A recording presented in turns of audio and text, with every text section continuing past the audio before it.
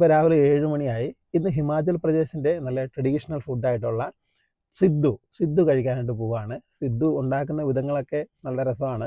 അപ്പോൾ നമ്മുടെ നാട്ടിൽ സ്റ്റീം ചെയ്ത് വെച്ചിട്ടുള്ള സ്റ്റീം ചെയ്തിട്ടുള്ള ഇലയുടെയൊക്കെ പോലെ തന്നെ സ്റ്റീം ചെയ്തുണ്ടാക്കുന്ന ഒരു ഫുഡാണ് ഈ സിദ്ധുവിൻ്റെ അകത്ത് വാൾനട്ടൊക്കെ സ്റ്റഫ് ചെയ്ത് അല്ലെങ്കിൽ പനീറൊക്കെ സ്റ്റഫ് ചെയ്താണ് സിദ്ധു ഉണ്ടാക്കുന്നത്. വെറൈറ്റി സിദ്ധുകളുണ്ട് കേട്ടോ. അപ്പോൾ ഇവിടെ ക്ലോക്ക് ടവറിൻ്റെ അടുത്ത് ഗാന്ധി പാർക്കിൽ ഈ സിദ്ധു കൊടുക്കുന്ന ഒരു ചേട്ടനുണ്ട്. അപ്പോൾ പുള്ളി എടുത്ത് പോയിട്ട് നമുക്ക് ബാക്കി കാഴ്ചകളൊക്കെ കാണാം.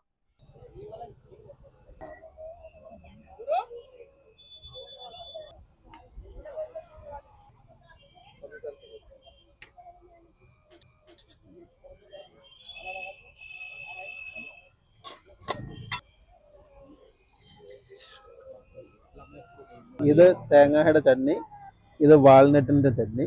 അപ്പം ഹിമാചൽ പ്രദേശിലെ ഈ 2 ഭായിമാരാണ് കേട്ടോ ഇവിടെ ഇത് സെർവ് ചെയ്യുന്നത്. നല്ല നെയ്യ് തേക്കുവേ.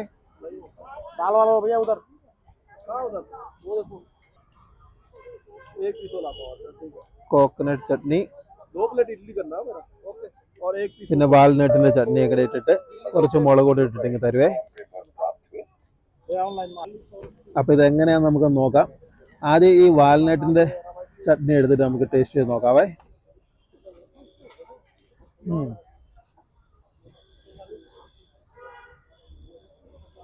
കൊള്ളാം കേട്ടോ. ഇതിൻ്റെ അകത്ത് വാൾനട്ടൊക്കെ നല്ല സ്റ്റഫ് ചെയ്ത് വെച്ചിട്ടുണ്ട്. നല്ല ടേസ്റ്റ് ഉണ്ട്. ഞാൻ ഉദ്ദേശിച്ച പോലെയല്ല.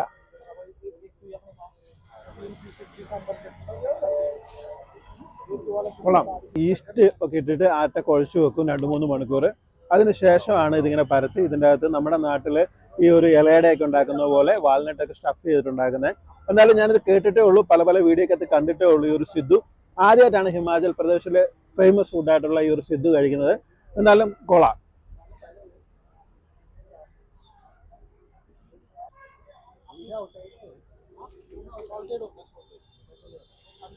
ഇതൊരു പാർക്കാണ്. അപ്പോൾ ഇവിടെ രാവിലെ ആൾക്കാർ നടക്കാനൊക്കെ വരും.